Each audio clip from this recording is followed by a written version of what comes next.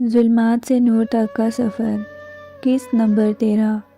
الہی ربی من لی غیرک۔ میں نے اب تک جتنا بھی قرآن مجید کا ترجمہ پڑھا تھا اور احادیث پڑھی تھیں، اس کے بعد یہ وہ الفاظ تھے جنہیں ترجمے کی ضرورت نہیں تھی۔ میرے دل نے بھی پکارا، میرا تیرے سوا کوئی رب نہیں۔ دل کی گواہی پر آنکھیں بھی باوضو ہو گئیں۔ انہی باوضو آنکھوں سے میں حرم کے ارد گرد دیکھ رہا تھا کہ مہدی نے میری توجہ سنہری جالیوں سے بنی خوبصورت زری مبارک کی طرف کروائی۔ میں سمجھ گیا کہ یہ مرکز مبارک کی زری ہے۔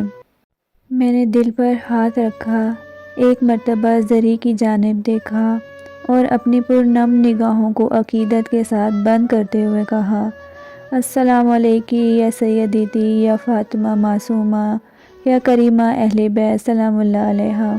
بس اتنا کہنا تھا کہ میرا ضبط ٹوٹ گیا اور میں بہت بے قراری کے عالم میں بھاگ کر جالیوں کو تھام لیا اور اپنا سر زری مبارک پر ٹکا کر بہت بری طرح تڑپ تڑپ کر رونے لگا، بالکل اس بچے کی طرح کہ جس کو کم سنی کے عالم میں اس کی ماں سے دور کر دیا جائے اور بہت عرصے بعد جب اس کی ماں کی آغوش نصیب ہو تو ماں کی جدائی کی وجہ سے جو کرب و اذیت کی انتہا اور ماں کی ممتا کے لیے تڑپ تھی، اب آغوش ملنے پر آنسوؤں میں بیان کرے۔ اے مہربان مادر، لرزتے ہوئے بدن کے ساتھ میں نے جالیوں کے اندر مرکز مبارک پر نگاہ ڈالتے ہوئے اور بلکتے ہوئے کہا، میں نے خود کو زری مبارک سے لپٹا لیا اور تڑپتے ہوئے صدائیں دینے لگا، مہربان مادر جاں۔ درد قلب کا یہ عالم تھا کہ جیسے دل پھٹ جائے گا۔ میری حالت کو دیکھ کر خادمین حرم میرے قریب آئے اور مجھے دلاسا دینے لگے۔ وہ اپنی زبان میں کچھ کہہ رہے تھے مجھ سے، مگر چونکہ مجھے فارسی نہیں آتی تھی اس لیے میں سمجھ نہ پایا اور ہاتھ جوڑ کر درخواست کی کہ مجھے بات کرنے دیں۔ میری بے قراری دیکھ کر ان کی آنکھوں میں بھی نمی آ گئی اور التماس دعا اے ظاہر کہہ کر چلے گئے۔ میں نے اسی طرح سر ٹکائے دونوں ہاتھوں سے جالیاں تھامے کانپتی ہوئی آواز سے کہا، بی بی جان، میں آپ کے بارے میں بہت زیادہ تو نہیں جانتا، مگر میں نے سنا ہے کہ آپ کریمہ اہل بیت ہیں۔ اے میری مہربان بی بی، میرا دامن گناہوں سے آلودہ ہو چکا ہے۔ زیادتی گناہ نے میرے قلب کو سیاہ کر دیا ہے، میری روح بیمار ہو چکی ہے۔ اے میری بی بی، میری مدد کریں۔ خدا اور اولیاء خدا کی معرفت کے دریچے مجھ پر کھول جائیں، مجھے اس قابل بنا دیں کہ خدا میرا خریدار بن جائے تاکہ مجھے شہادت نصیب ہو اور ابراہیم ہادی کی طرح میرا عشق مجھے سرفراز کر دے اور میرا معشوق اس حالت میں مجھے اپنی ملاقات کے لیے بلائے کہ جب یہ گناہگار عاشق اپنے خون میں لت پت بے سر تڑپ رہا ہو۔ بہت دیر تک یوں ہی فریاد کرتا رہا اور درد دل آنسوؤں کے ساتھ بیان کرتا رہا۔ ایسا محسوس ہو رہا تھا کہ جیسے کسی نے میرے سارے درد دور کر دیے ہوں۔ میرا دل ایک دم پرسکون ہو گیا، بے قرار دل کو قرار آ گیا۔ مہدی نے مجھے ایک کتاب دی اور بتایا کہ اس سے دیکھ کر زیارت پڑھو۔ زیارت و نوافل پڑھنے کے بعد دعائے کمیل کی محفل میں آئے جو کہ اپنے اختتام پر تھی۔ دعا ختم ہوئی اور اس کے بعد مہدی نے کہا، تم نے سفر کیا ہے، تھکے ہوئے ہوگے، صبح آ جائیں گے، چلو اب گھر چلیں۔ دوبارہ سلام کیا اور صحن مبارک کے خارجی دروازے کی جانب بڑھے۔ میں نے حرم مبارک کے صحن کے وسط میں وضو کے لیے بنائے گئے حوض کو دیکھ کر دل ہی دل میں پانی کے فوارے اور جگمگاتی روشنیوں سے محظوظ ہو رہا تھا کہ اچانک پیچھے سے آنے والی نہایت معصوم آواز پر ہم نے پلٹ کر دیکھا، مہدی بھائی، ماں کی دوائیاں لیتے آئیے گا، ان کی طبیعت کچھ بگڑ گئی ہے، رش کی وجہ سے میں انہیں گھر لے کر جا رہی ہوں۔ میں سمجھ گیا کہ وہ فاطمہ ہے، مہدی کی بہن۔ اس ایک نظر نے میرے اندر ہلچل مچا دی۔ وہ سر سے پاؤں تک کالی چادر میں خود کو چھپائے اور ایک ہاتھ میں چادر کا پہلو اپنے معصوم چہرے پر کھینچتے ہوئے پریشانی کے عالم میں مہدی سے کہہ رہی تھی۔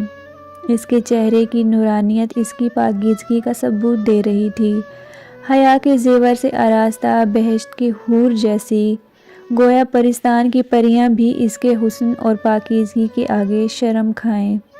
اس کی معصوم آواز نے میرے اندر کی حالت کو بدل دیا۔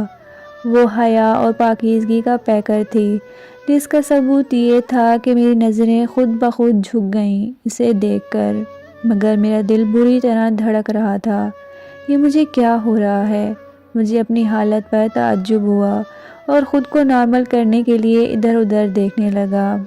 فاطمہ جان، تم ماں کو لے کر گھر چلو، میں ابھی لے کر آتا ہوں۔ مہدی کے جواب پر وہ اسی پریشانی کے ساتھ پلٹی اور ایک بار پھر اس کی معصوم صورت میری نگاہوں کے سامنے آ گئی۔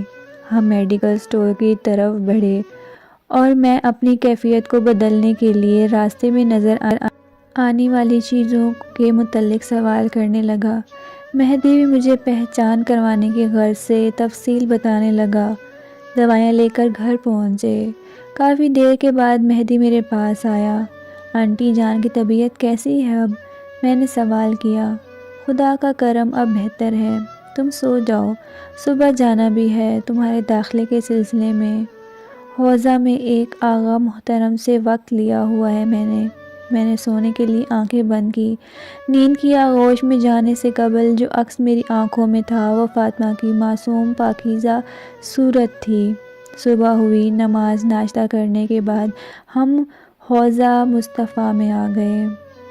ایک عالم سے ملاقات ہوئی جنہیں مہدی آغا جانم کہہ کر مخاطب کیا تھا۔ ان کی شخصیت بہت متاثر کن تھی۔ ان کی عاجزی اور انکساری ان کے متقی ہونے کی دلیل تھی۔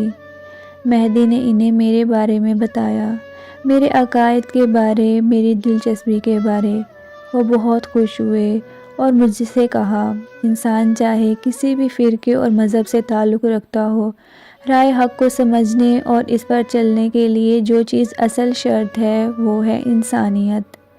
عزیز من، انسان اگر حقیقی معنوں میں انسان بن جائے تو فقط اس ایک صفت کے سہارے بہت سے معانی اور روحانی مقامات حاصل کر سکتا ہے۔ محنت کرو تاکہ خدا تک پہنچ سکو۔ اگر قرب خداوند اور اس کی رضائیت کو حاصل کر لیا تو یقین رکھو کہ جتنی بے چینی سے تم شہادت کے طلبگار ہو، اس سے کہیں بڑھ کر شہادت تمہاری طلبگار بن جائے گی۔ کیا ہی خوش قسمت ہے وہ انسان کہ جو خود شہادت جن کا انتخاب کرتی ہے۔ عشق اگر معرفت کے بغیر ہو تو ناقص ہے، اور ناقص عشق کے ساتھ کوئی بھی شہادت تک نہیں پہنچ سکتا۔ مجھے داخلہ مل گیا اور میری تعلیم کے ساتھ ساتھ مہدی کی مدد سے سپاہ کی ٹریننگ بھی جاری ہو گئی۔ اب میں عقیدے اور عمل دونوں کے اعتبار سے مومن کہلانے کے قابل ہو گیا تھا۔ مجھے سب کرنے اور اپنے عشق کو پانے کی بہت جلدی تھی، اور معرفت و شعور کے اعتبار سے بھی اس قابل ہو گیا تھا۔ مجھے ایران آئے ہوئے 1 سال ہو گیا تھا۔ اس عرصے میں کچھ دنوں کے لیے فقط پاکستان گیا تھا ڈگری مکمل کرنے۔ شام کے حالات پہلے سے زیادہ کشیدہ ہو چکے تھے اور مدافعین حرم کی بھرتیاں جاری تھیں۔ وہ دن میری زندگی کا بہت حسین دن تھا جس دن مجھے یہ خبر ملی کہ اب کی بار معاش پر مدافع حرم بن کر جانے والوں میں میرا نام بھی شامل ہے، مگر پاکستان سے ملنے والی خبر نے مجھے توڑ کر رکھ دیا تھا۔ جاری ہے ظلمات سے نور تک کا سفر۔